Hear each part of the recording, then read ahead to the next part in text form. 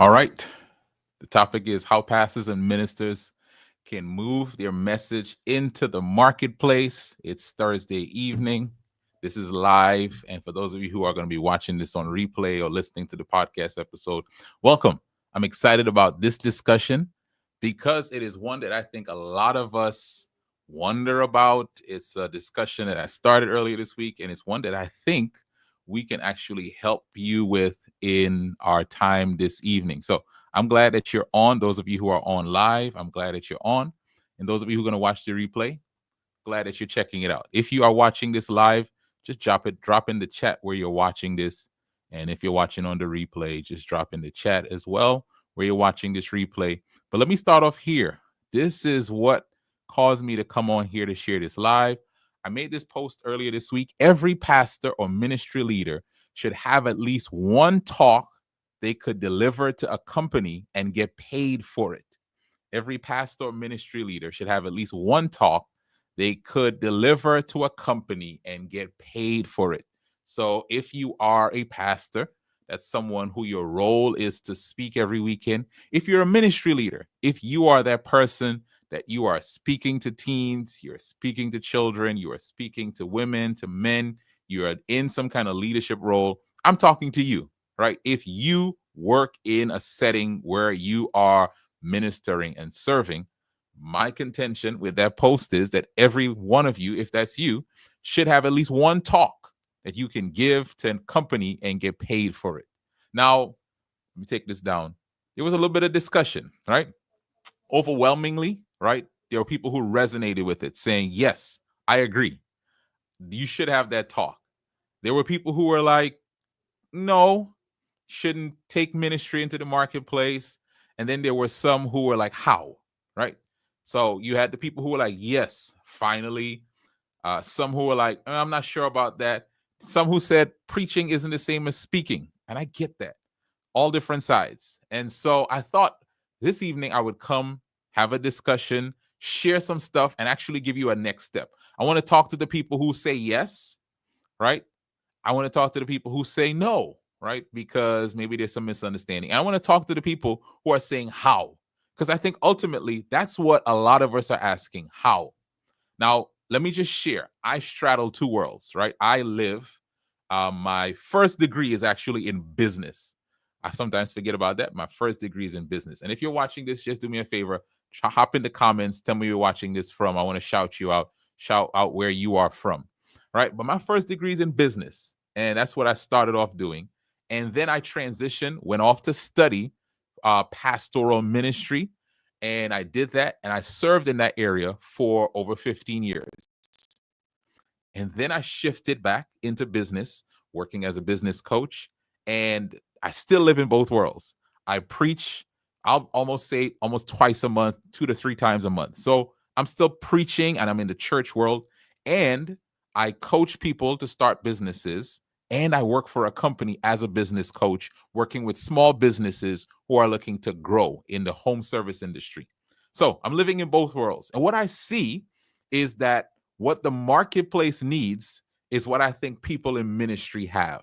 The marketplace needs certain skills, certain messages, and they need it, but the people in ministry have it.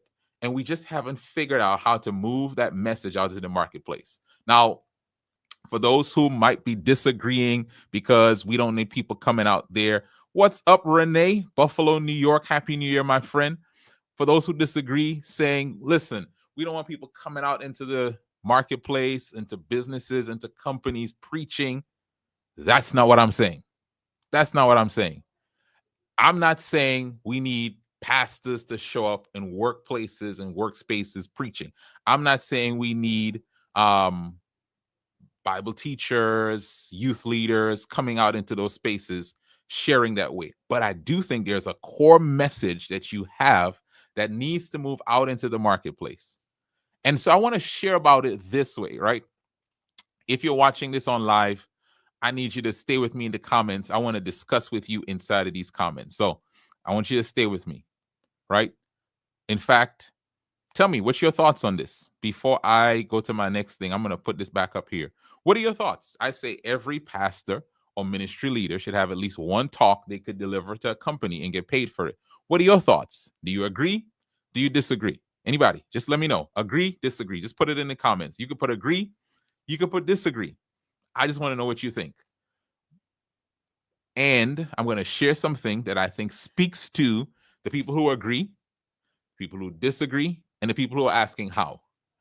Justin says agree. GP said agree. All right. Anybody else? Agree, disagree. I want to share something that speaks to those who agree, those who disagree, and those who are asking how. And then I have a resource that I want to share at the end that I think will help. And Pierre Quinn, you might want to come off of the YouTube and just come and head on over here if you're interested. Anyway, so I want to share something that I think will speak to those who agree, to those who disagree, and those who are saying how. And then at the end, I want to share something that really speaks to the how, right? To really help you get there. So if you're that person, you're saying, I agree, how? How do I do it? I disagree, but I'm curious about how. I have a resource at the end, so I want you to make sure that you hang on for that. So I shouted out this gentleman just now, Pierre Quinn. He says he agrees, and he should agree, because he's the person that has probably helped me with understanding this the most, because he's done it. And recently, maybe a year or so ago, Pierre and I were on an event that I put on, an online event, and he shared in such a really good way about how you can move your message into the marketplace. Not preaching, right? Not getting up there and pulling Bible texts and, crossing lines, but also operating in a way that makes impact and does not lose the essence of your message. And so what I thought is I'm going to do something different. I've never done this before. I'm actually going to run something back. It's about 20 minutes. And trust me, even though you're going to be watching what Pierre shared a year ago, it's as relevant when he shared it, relevant now as when he shared it then. So let's rock in the comments. Let's discuss in the comments as it goes along. I may stop it along the way, kind of get different feedback. But let's listen to why your ministry message needs to move into the marketplace. Let's have this discussion with Pierre. Kind of watch this. We'll stop at different points and discuss. Let's go. Quinn. Sir, how you glad doing, to be here, man? I'm excited. I've been sitting in the back taking notes like crazy, trying to be in the chat. Like it's been good today. It's been good. Sir, yes, sir. Listen, I'm gonna start you off with this question. Where in the world are you right now? Inside joke. I get it, right? Yeah, I'm at home, man. Laurel, Maryland. Laurel, stand up. I'm chilling in the basement. Let me tell you why I'm asking Pierre that. And just as a background, Pierre is a speaker, a leadership coach, consultant, and ordained minister. And he focuses on helping others to assess their strengths, understand organizational culture, and foster relationships that lead to personal and professional transformation. I'm asking Pierre that because a couple of weeks ago he was in Kuwait, and I'm setting that up for a reason.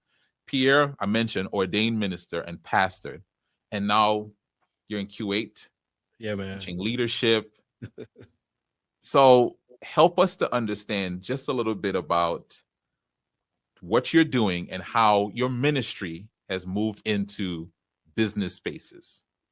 Yeah, I mean, let's hop in the time machine a little bit and give you a piece of the backstory. Undergrad and graduate degree in communication. I was working in fundraising and development, and undergrad, everybody was like, yo, just come to seminary with us during that time. You might have been one of those people too. And I was like, no, that's not for me. Eventually kind of circled back, ended up in theological seminary, got my old job back teaching freshman communication courses. The end of my seminary experience, the chair of the communication department at my alma mater was like, stay here, we'll give you a job. And I was like, nope. I went to seminary for 3 years. I'm going to be somebody's pastor. Somebody somewhere. I'm pastoring somewhere. And she said, okay, well, can you give us your final lecture, your philosophy of teaching and learning from your experience of teaching the freshman communication course? And I gave that talk, and someone afterwards, they walked up to me with this question. Hey, have you ever thought about becoming a professional speaker? Not at all. Not at all. And they said, you should think about it because we feel like you have something here. Yeah. So I enter into pastoral ministry, like my first assignment in Kentucky, pastoring a small church. I enter into it with a sense of duality. Like, I'm here to pastor this church and lead this small congregation. And there's also something that my community has recognized and called out that I need to respond to as well. So they really started at the same time, and we've been bringing them to bear and really leveraging them off of each other for quite a few years now. I love it. So I feel like this is a relay, right? So Dr. Yeah. Amber talked about getting your message, like clarifying like who, what it is they struggle with, and what you provide. And Athena just shared with us putting it into a book. And the reason I bring up a book is because I feel like that was one of your first things that I saw you do to take your ministry out into the marketplace was through a book. So kind of talk about that and how you made some shifts to, as you said, not just be for this congregation, but move what I have out into the marketplace. Man, I wish I had this summit how many years ago now, that when I first started this idea of crafting your core message or your key message. And the core message or key message for me was that new leaders can have incredible impact. That was important for me because in sort of the denominational construct that we come from, I was labeled as a second career pastor, which means I didn't do an undergrad in religion or theology. I came to ministry after another career. So I'm starting pastoral ministry at 31 years old. And, having worked professionally, having done all this schooling, and I enter into my congregational space, and I'm still viewed as a kid. I got 2 kids, I have a wife, 2 kids, professional experience. I'm 31 years old. I'm still viewed as a kid, and they're looking at my lack of pastoral experience. All right. So kind of get a little backstory there. Need to find out where my video went. But yeah, so as you're seeing this is Pierre's journey right here in real time. And let's see. All right, let me find the video. All right, here we go. So you hear Quinn. All right, sir. How Glad you doing, to be here, man? I'm excited. I've been sitting in the back. Thoughts around what does it mean to have impact as a new leader, and those coalesced into a book. I'm hearing your story. The common thread is you're finding this based on a struggle that you had as a leader. Like, I'm a young leader, I'm underestimated, whatever, or however, right? Put in this box. And so I needed help. So finding help for me helped me to find help for others. And let's talk to someone maybe on that connection between what your problem is and the problem that you will help other people solve. Man, there's so much here, right? So I would say first, the thing that we do is we minimize the thing that we're great at. Mm-hmm. The thing that comes easy for us, if you describe it as a skill because you've cultivated over time, or if you describe it as a talent because you inherit it from your parents, or it's a gift because it doesn't have any other origin except that it was just placed inside of you. Quite often we minimize that thing because we do it so well, because it comes so naturally to us. We place a low amount of value on that thing. And in many cases, that's the thing. When we talk about monetizing your ministry, and I know you put it out on Facebook before, how do you define ministry? If you look up the word, the New Testament, the first usage, the greatest usage of the New Testament word of ministry is service. Mm-hmm. So the thing that you do that comes so easily, that comes so naturally, that is a service or benefit to other people, in many cases is the area that you need to focus on. So let's go back to teaching again. Go ahead. I was teaching undergrad courses, and it was a struggle for me because of, just kind of making the pivot to an educational environment. So I started trying to figure out what's the one thing I can do that will allow me to end my classes just well. Even if I fumble through the lecture, the key concepts, how can I end the class well? And I started focusing on this idea of, here's one last story where I take the concept and I wrap it inside of a short story or anecdote or something I saw in the news or on social media, and I would give that to my students. and I was teaching interpersonal communication. And what started to happen was, inside of this struggle of trying to teach this class, what started to happen was, at the end of class, like it's a 3-hour class, at the end of class, every student sat up. Story time. Here we go. I was after a couple of weeks, I was like, what is going on? Like, people are checked out during the lecture. We're going through the materials. Why does everybody sit up at the end? And one of my students, he said, oh, that's easy. We know you're going to hit us with that one last thing.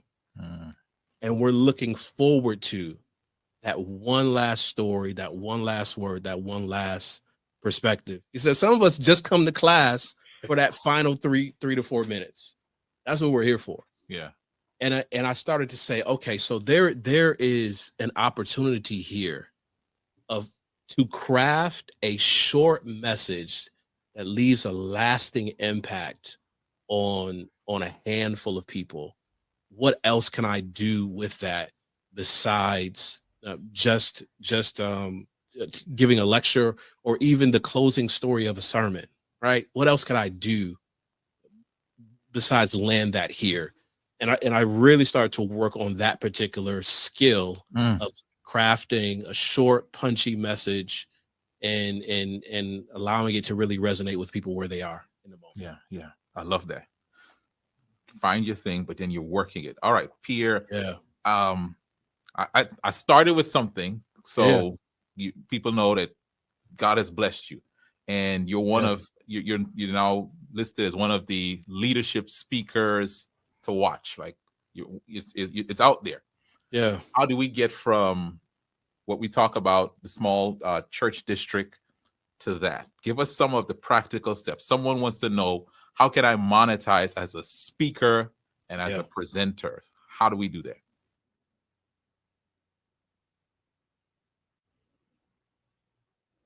All right.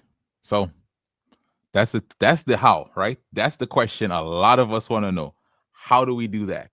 So if you are ready to hear the answer to the how, put yes in the comments, because I want to make sure you are paying attention and you are locked into this. You want to know, I have a ministry skill. I have a skill. For a lot of us, you get up and you speak every week. And by the way, you might think this skill of public speaking is easy for everyone, and it is not. Okay, let me just say, it is not easy for everyone. I'm hearing, yep, yes, please, yes. All right. And so it is valuable, but you want to know how you can get paid for it. And so he is about to give us game. And I just want to make sure that you're locked in to the answer for that. So let's go. Man, listen, I can't wait for the next summit, because I know it's going to be a part 2 to some of this. I gotta demystify, in a sense, some of the things that we go through contextually, people from a church background. And for a lot of us, not all of us, and if this doesn't apply to you, tuck it in your pocket and pass it along to somebody else that may need to hear it. For a lot of us, we grow up in church environments that are not incubators of excellence. We're tolerant of heart. So because you can't sing that well, but you got a heart for singing, so we're gonna let you sing. You can't really put a message together that well, right? But you got a heart to give a word to God's people, so we will give you the platform and allow you to share from your heart. What that can do sometimes is convince you that that's where you're supposed to be. Now that's a very dangerous place, because the marketplace does not respond to heart as much as it does to excellence with heart. Ooh. Okay. Yeah. Somebody said say it louder for the folks in the front. Say it for the marketplace does not respond to heart as much as it does excellence with heart. So what was happening is that I was stepping into places and people were calling out, literally calling out, this was a good message and people at my job need to hear it. This is a good message and people at my community center need to hear it. And I had an option. do I lean into, and Os Guinness in his book, The Call, the first book that I read in seminary, says that the community that you are part of will call out your giftedness. Say that. It will speak to it. It will identify it. And I was under the assumption that my gift of storytelling and the ability to see things in a text and to put pieces together, I was nurtured in this idea that the only place for that is behind the pulpit. Mm-hmm. So when people start calling out, oh, can you share a message here? Can you share a message there? There are parts of me that said this was wrong because it wasn't how I was shaped. Mm-hmm. It wasn't what I was used to. And then I started thinking about all the stories, and I had so many stories that I wanted to share, but I started thinking about the one time Jesus is with his disciples, and there's another group of people who are preaching, and the disciples are like, well, they ain't with us. Yeah. Till we shut them down.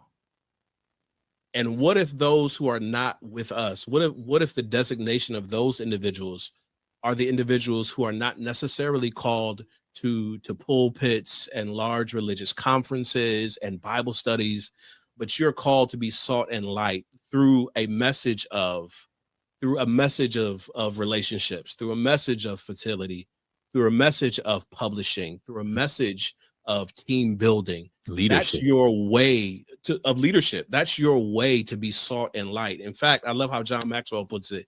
He said, my core message is Jesus. Leadership is just my hook. So you come in for leadership, but you're going to get some Jesus. Yeah. And I learned just through time, some of my best leadership presentations, don't tell nobody, Kymone, I know your audience is going to share. Yeah. Some of my best leadership presentations are actually sermons that weren't that great. And I was able to repurpose them. And here's what I found.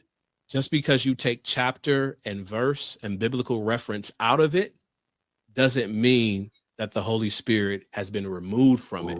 So the same spirit that helps you craft a sermon is the same spirit that helps you craft a core message to your audience in the marketplace.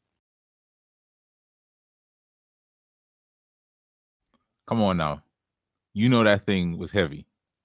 Even though you move scripture and verse out of it, the spirit is still with you. Come on now. Y'all, if y'all are feeling this, yes, put something in the chat. Let me know that you're resonating with this. You want to learn how you move your message out into the marketplace. And here it is. Pierre is walking us through, one, the impact that you can have and how to transition. Kymone says he's speaking to me, right? And I don't know. Did anyone else catch that part that Pierre said, that some of his talks and his speeches that are great speeches started off at sermons that were not such good sermons, right? Jason O'Rourke says, Shondo, I felt that in my Pentecost bone. Johnny says, yes, I needed to hear that. Teach Pierre. Listen, I know I need to get out y'all way because y'all want to hear more of this.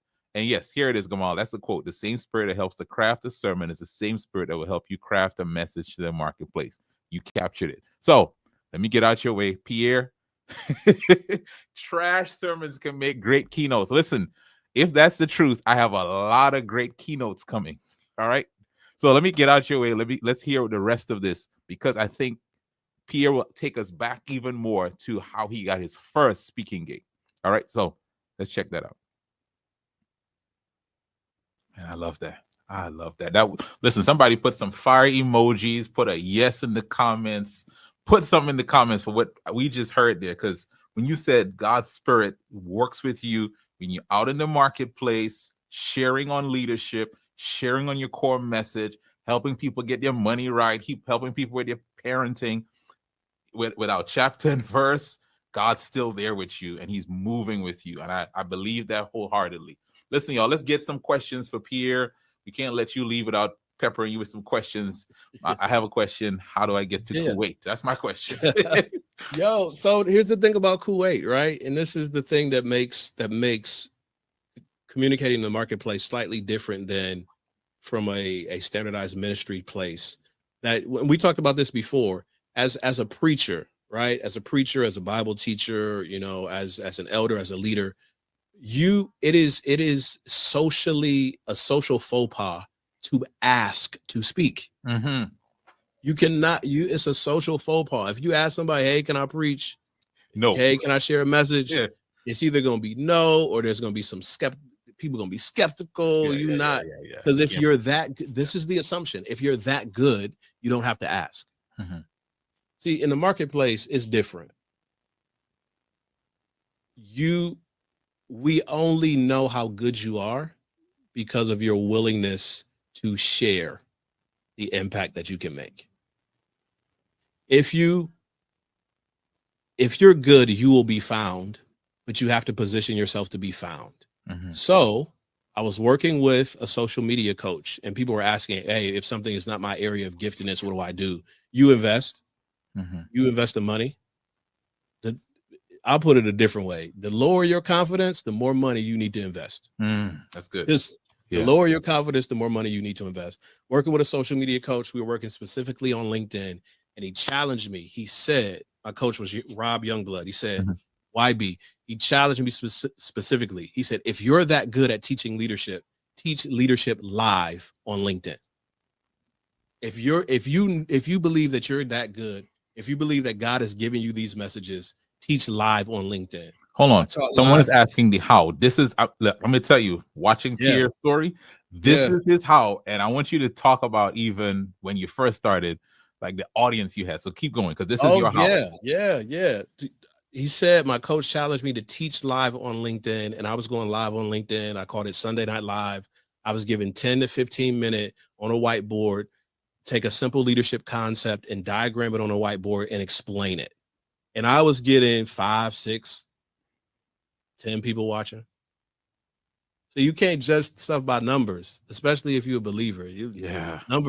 Numbers never lie until they do. Yeah. And we can monetize a channel. We can buy bots and algorithms, but numbers do lie. Yeah. So I kept teaching, and then one day someone hopped into my DMs on LinkedIn, and they said, we see something here. Are you willing to partner with us? Well, I didn't know the people who were DMing me were the number one provider of custom executive education in the world. And the director of global educators just happened to be on LinkedIn and stumbled across one of my videos where only 4 people are watching. And she said, that's it. We need that. I got to look at you on there. That man had 4 people looking at his live. 4 people. And some of y'all like, I'm not going to do anything because nobody's watching. I don't have an audience. 4 people. Okay. Rest of the story. Fast forward 3 years later with that organization, I started January in Singapore, and 2 weeks ago I was in Kuwait, and I'll be back in Kuwait 2 weeks. 2 weeks from now. Come on, man. Listen, do not despise the day of small beginnings. And what that coach told you to do. If someone's asking the how, find a platform, get a message, begin sharing it. Begin sharing it. Begin sharing it. Find a small audience, share it. Share it with that small audience like it's 1,000 people. Because that's when I would watch your Sunday Night Lives. I'm like, this guy is sharing this. This is great stuff. And he's not like holding back because it's not a lot of people. And I think that's for someone here. Like, don't hold back because who's watching, man. Give what God gave you to whoever is there to hear it, because you never know who's there. Listen, man, so those are reps for me, right? As a speaking professor, those are reps, 2 and 3 people, but it's also respecting the gift, respecting the calling as well.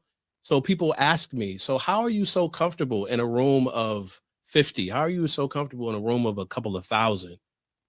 Well, when you practice in a room by yourself, when you practice in front of a camera with 3 people, when you practice in a small church with 25 people, you're able to leverage a wider audience because you're so comfortable with being alone with your gift and your creator and practicing your gift as an acknowledgement of your calling. Anybody he adds to the room after that is just a bonus blessing.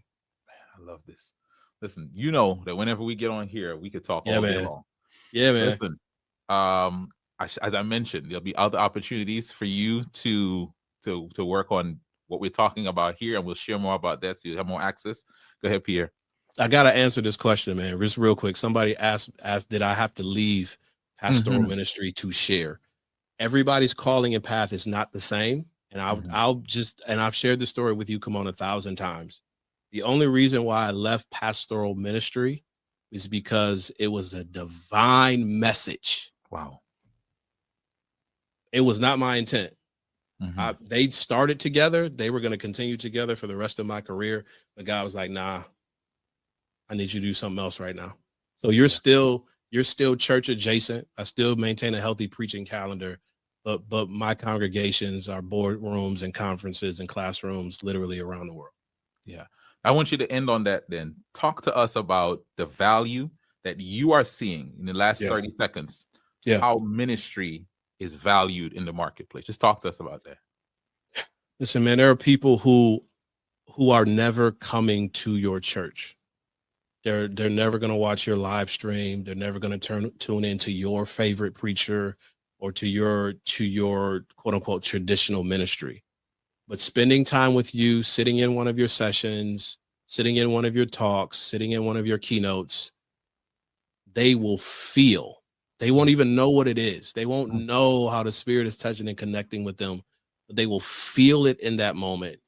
And I can tell you dozens of stories of people asking for prayer, asking for mentorship, asking for support, asking to be pastored, asking for a chaplain. I don't know quite what this is, but can I call and just talk to you about what's going on? They're asking for pastoral care and counseling because they've just had an experience with the Holy Spirit and they don't even know what to call it.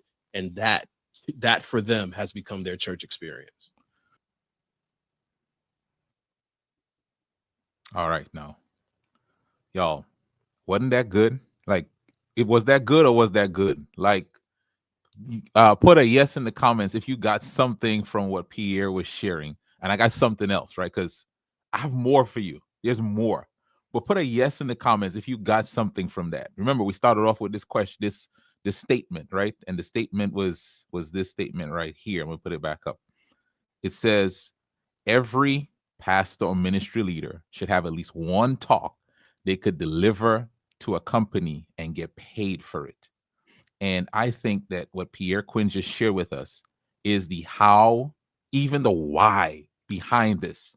And I believe so much in this, and Pierre and I believe so much in this, that we're actually coming together from January the 27th to the 29th to do a special challenge. It's called the Monetize Your Ministry Speaking Challenge, how to book your first 5K speaking gig in just 90 days, right? We want numbers. 5K speaking gig in just 90 days. You don't know how. It's 3 days. You get Pierre's coaching and you get more of what we just heard there.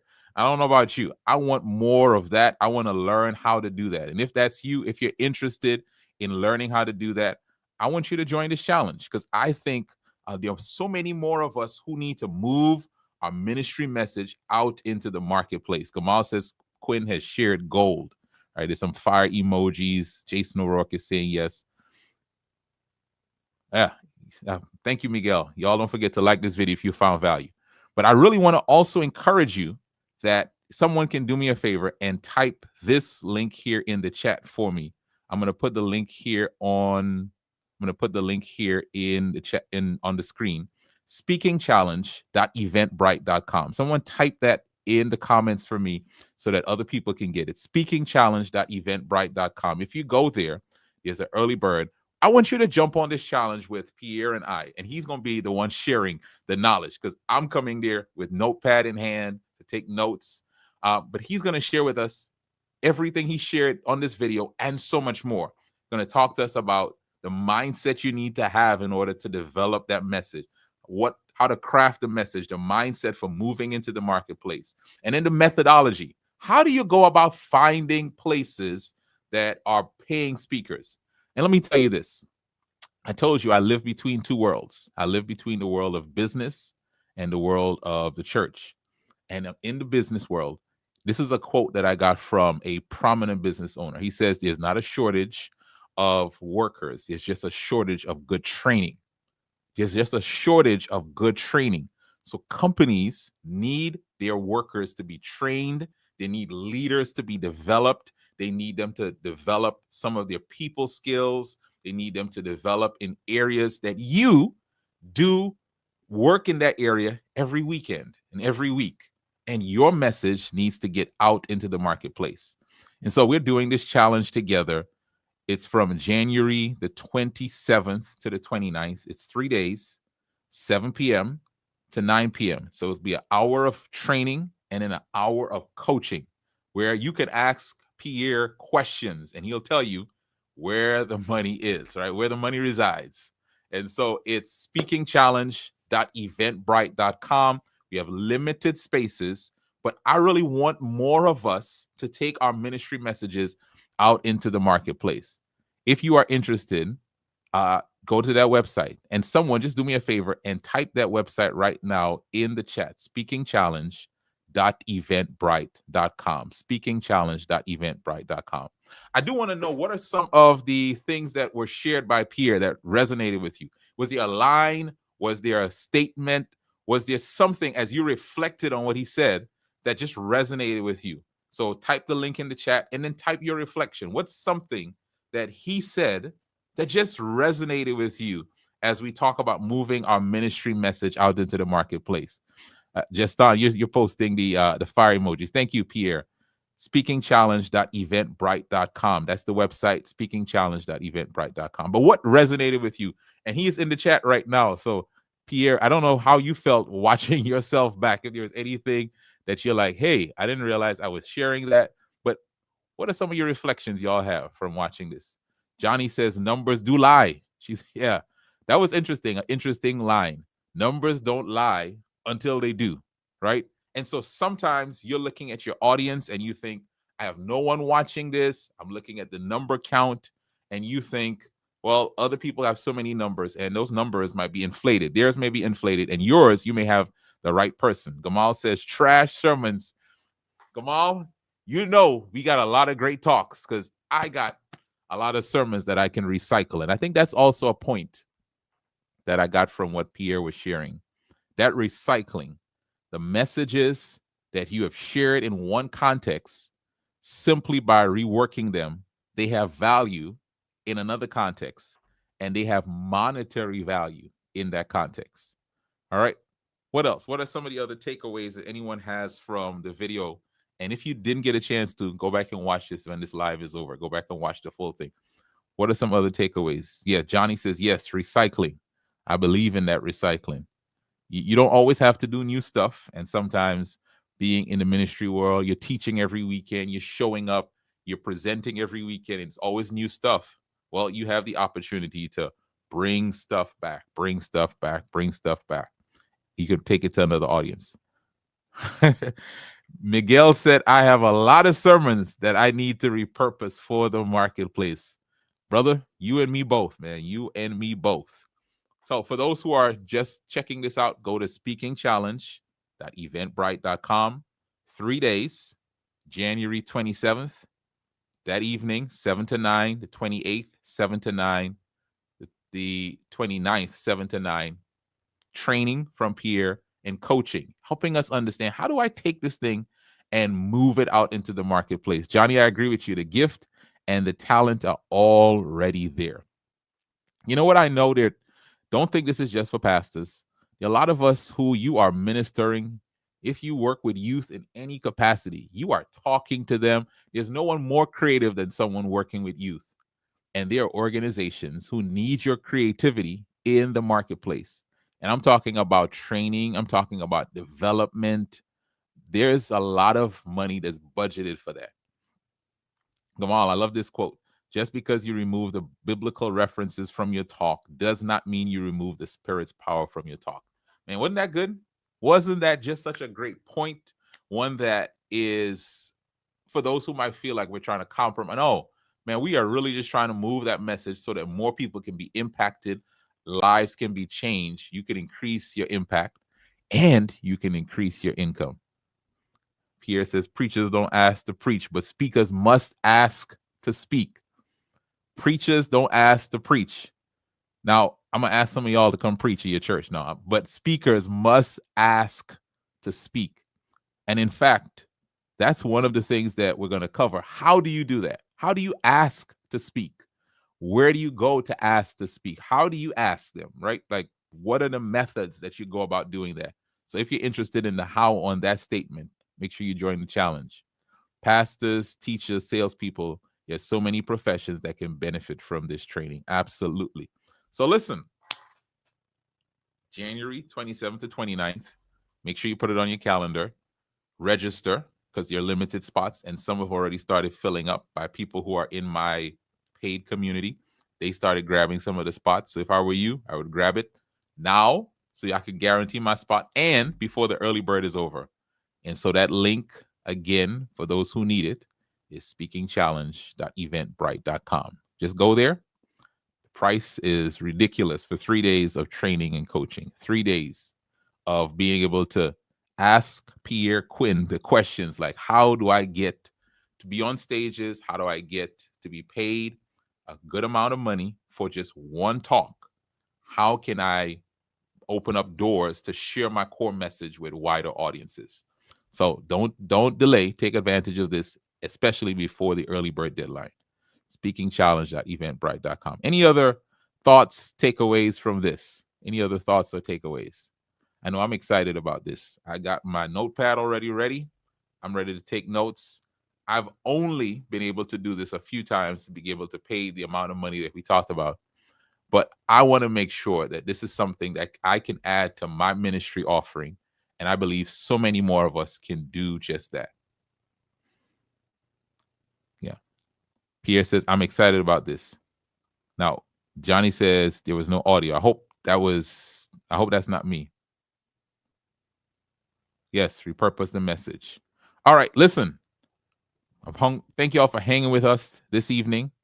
Let me put it up there one last time. Let me put that graphic up one last time, just so you can see it.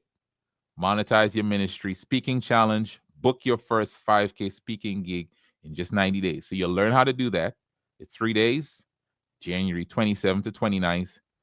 Go to the website, speakingchallenge.eventbrite.com, speakingchallenge.eventbrite.com, or scan that QR code. Makes it easy for you. Just go ahead and scan the QR code. And how about this? For someone on here, you might know someone who needs this. Why not share this video with them? Share the video, share the link, let them know to register. Let's show up together. Kamal said you'll make your investment back with your first speaking gig. Listen, you'll make multiples of that in your first speaking gig, right? So it's $47 for the challenge on the early bird. And we're talking about how to make your first 5K in 90 days, right? So I like that math. All right, folks, have a great evening. Let's continue to increase our income and increase our impact. And if you're not already, make sure you subscribe to the Monetize Your Ministry YouTube channel. Y'all have a good evening.